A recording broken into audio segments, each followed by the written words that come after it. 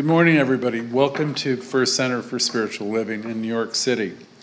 Today's topic is, can you handle an infinite source? We're thinking of other names for the talk. One of them was too hot to handle.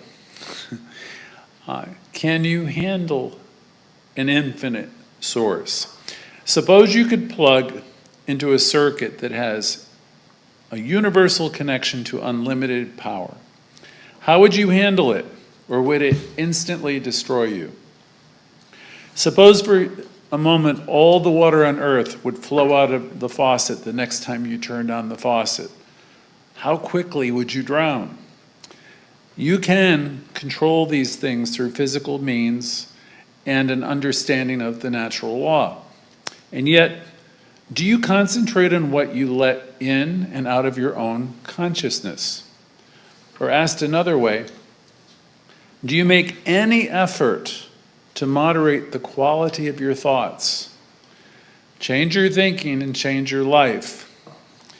I learned in a 12-step program 40 years ago a saying, be careful of stinking thinking. And I might add all the words that can follow those types of thoughts. That type of stinking thinking usually produces words that come out of people that are regrettable. From Florence Scovel Shinn's book, the title of her book was Our Word is Our Wand. Human nature is part of the divine. This, what I'll call today, sacred energy. We have sacred energy. It's in life. It's in us. It's been called by many names. It's been called chi. It's been called the animating force. It's been called the life force, the inner light. Today, I'm going to use sacred energy. This sacred energy is in your life. We come here today to be reminded and to be lifted up into the realization that we are one with this life, this sacred energy. Ernest Holmes said, in effect, we must be lifted up and come to know our divine nature and our relationship to the universe. This relationship is one of complete unity. So, if that is the way, and that is what we teach, we must be lifted up to a place where we know there is actually a spark of divinity within us. We have to bring ourselves to that place where we realize that. Can you get there? Can you get to a place where you know that? Can you get there today? Can you, in a moment, can you get to a place where you realize the greatness that you are? Will you summon up a sense that you are one with this presence? Say with me, I am one with life. And feel it, I am one with life. And get a glimmering or an understanding that it is responding to you right now. So when Holmes says we must be lifted up, please understand that he is suggesting we must lift ourselves up to a higher understanding of who we are and that this power responds to us. You can't lose with this. I will give you doctor's orders. I will give you a prescription that will heal. Here it is. Are you ready? This is the prescription. Take a daily, number one, meditate on the perfection of life until you can feel the perfection, until you know the truth of that. And know, for example, all is well, or that everything is perfect. Or my old favorite, until you can know that this, whatever this is God in my life. Number two, say to yourself, I am growing and expressing more of my authentic self each and every day, and I am free. Number three, know that you can see peace always, always, no matter what is happening. If you do these three things and follow this prescription, this medicine will be effective. It will transform you. Remember the three things, the prescription. It's the road to freedom. It's the road to happiness. It's the road to the peace that passeth all understanding. You might remember from Philippians peace which passes all understanding, a peace that is supernatural or divine. It's extraordinary because, though available to all, it's only discovered by a few. Remember to remember who and what you are. I recall Louise Hay's statement and her question. If you can imagine life being water, for example, for a moment, just imagine a seashore, and you were approaching the shore, the ocean. Louise might say, you have a container with you. Just notice it. What does it look like? Describe it. What size is the container that you bring along with you to the ocean? Your container can represent your life. You know, what are you approaching the ocean of life with? Is it a thimble, or is it a bucket, or do you imagine yourself being connected with life, an inlet and outlet of this ocean of good? We do the work here. Our teaching's really about applying principles. We do the work in mind and in consciousness. Let me just basically say what consciousness is, because it's always a question. Your consciousness is really the totality of your awareness. If you live in a world where you know connection, and you know that you're connected with everything and everyone, and that you know that you're caused your own experience, you realize your very thoughts, your heart, your aspirations open up doors. They create life. If your consciousness is very limited, it's going to be reflected. If your consciousness is great and expansive, it will be reflected also. Each of us here in this center, on this call and beyond, are here to learn. We're here to stretch. We're here to grow. We're here to evolve. We're here to express as much goodness and joy as we're capable of, and as much love as we can conceive ourselves as having. Life loves a giver, and most of us love to share who we are with others. Here's that vessel that is you, and it's pouring out as much as you got, as much love and as much appreciation, and as much as you have everywhere. And as much praise and encouragement as you can, you share. And all that you do and all that you give comes back to you. That's the law of life.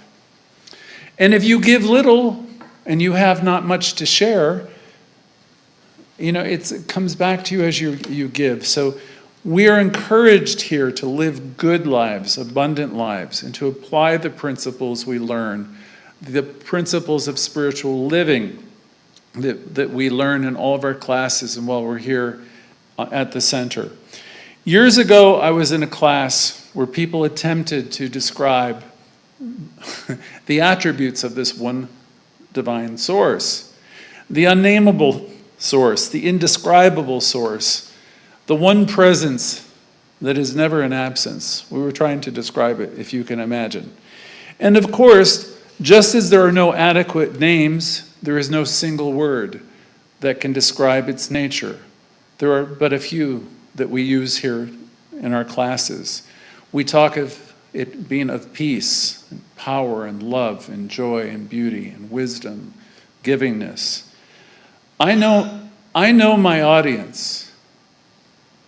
You all want to super attract, and you all want to heal, and you want to transform your life and the world at large.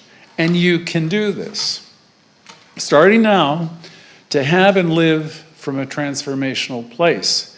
You can do this. But you got to want it. You got to want it, you really have to want it a lot. Starting now, you want to be in a place that will allow us to live an exceptional life.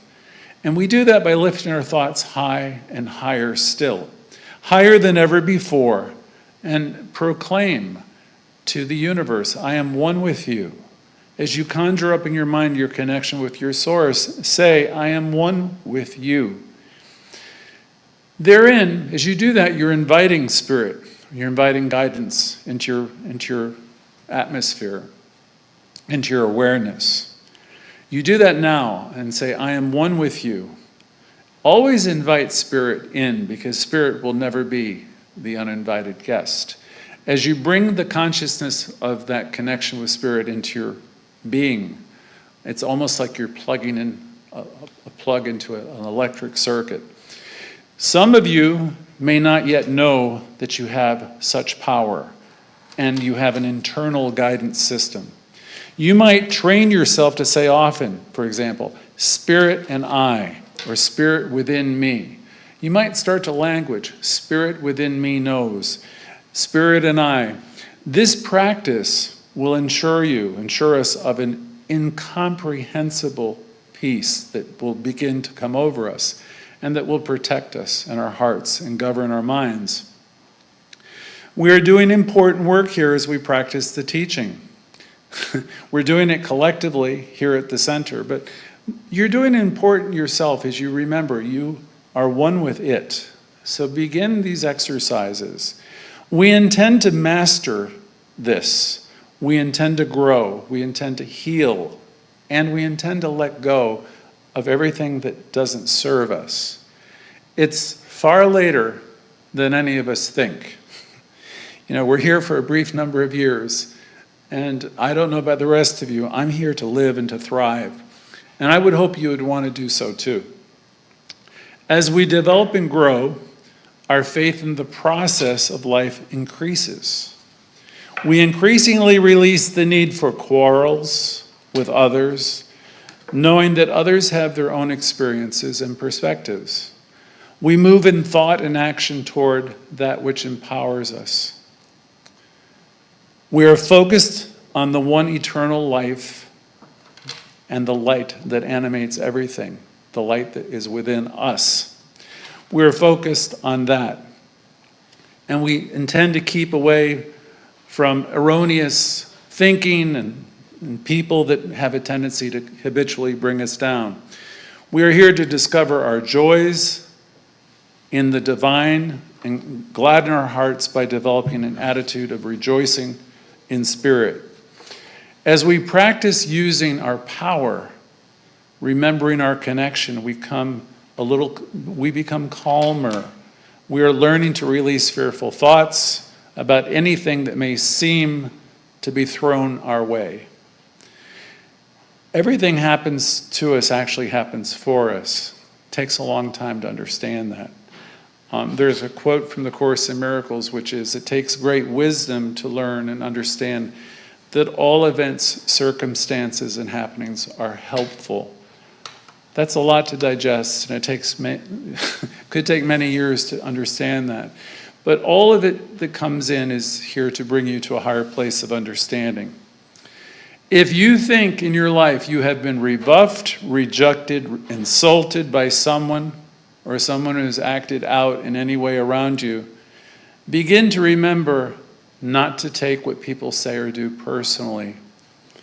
People will say and do just about anything, has been my experience. Today I'm strongly suggesting that you depend more upon spirit and move toward connection with your inner self and inner spirit. Releasing more, reacting much less. People are where they are, and they're working out their own pain. They're working out their own beliefs, their own cultural issues and histories. Everybody is where they are by right of consciousness. A tough concept for some of us to accept is some of the sayings we teach, one of which is, everything is in divine order. Said another way, perfect place, perfect time. If you find yourself in difficulty with another, please do yourself a great favor and release and let it go. Remember, you have this infinite power within you. Call upon it during moments like this. Affirmative living requires letting go of a lot of things, and sometimes people, that do not serve us or serve us now, knowing we and they are evolving and growing and changing. Just yesterday, I got a call while I was preparing this talk from someone I hadn't heard from since 2017 when I first moved to New York. And I remember in my brief couple days of knowing this individual that I had to counter every single thing he said. Everything he said had a negative vibe to it, and I was always trying to correct and reframe it and talk to him about the positive things. This individual was very dug in on what was wrong with everything and thought he'd score points with me by letting me know that all was wrong with society and life as we know it is today. I knew it would take the movement of the universe to straighten all that out in this individual, and anything I was going to say was going to be pointless and was going to be met with anger and polite hostility. Then out of the blue, with modern technology, almost 3 years later, this individual pops up with a smiling face and telling me that I'm such a great man, Greg, and I'm helping people out in the world and doing important work. Of course, that was nice to hear. Ministers don't get that very often. But it was nice to hear, and it is nice to hear once in a while. It's far more important, though, that each of us are giving ourselves those messages. The message is you're doing important work. You're doing good work, and you're a good person. That inner dialogue that we have with ourselves is far more important than what anybody says to us.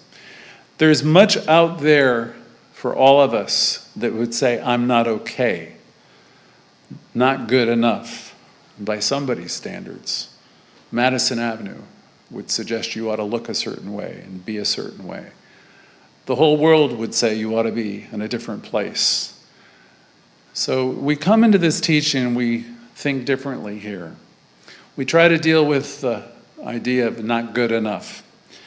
I'm absolutely certain that's why Louise Hay's book became such an international bestseller, such a phenomena, actually. She hit the nerve, the core nerve, better than anyone ever has before her or after. Not good enough is one of the main ills that drives overspending, overeating, overdrugging, oversexing, over everything, where people are looking for something outside of themselves to tell them that they're okay. Where people seek validation in places and from people who will never give it to them. So while it was good to hear from this friend, if I can call him a friend yesterday, and know that things are unfolding better for him, it was a great reminder also that we cannot fix anybody. We have a teaching like none other, and oh, the places we can go with our teaching. As we remind ourselves of the truth of life and the perfection of life, and that we're all evolving and unfolding in greatness and light, we can have a certain calmness and peace. Our life and our approach becomes a prayer of sorts, not to a God above or out there. We are uniquely preoccupied with seeing the good, those of us who practice this teaching, even in the midst of chaos, and especially then. Looking to see the good is a pretty tall order, especially when it seems so rough at times, when your own friends seem to be turning against you. But that is the way, and that is our way. That is what we are called to do. I remember one of my great students. She probably taught me more than anyone. Her name was Susan B. in Miami, who passed away years ago with a massive heart attack. She was always wanting me to get real and to co-sign some event that happened to her when she was a younger woman. And I recall again and again saying to Susan, we're not in denial in this teaching about anything that's happening to us, Susan. We're not ignorant of facts, but we don't dwell on the past. We're in new moments, and we need to release the past and release the story so we can be present in the glorious now. We are determined to see the divine in all moments. We are grateful to know we are one with the source, whose will for us is to thrive. Really, for us to thrive and to live and to express ourselves as inspirational beings, experiencing connection and joy and in community with others. In order to enjoy that inner living, that perfect peace of God which passes all understanding, let us seek to live our lives with right thinking, right speaking, right acting, and right praying, so that the peace of God which transcends everything shall guard our hearts and our minds in every moment.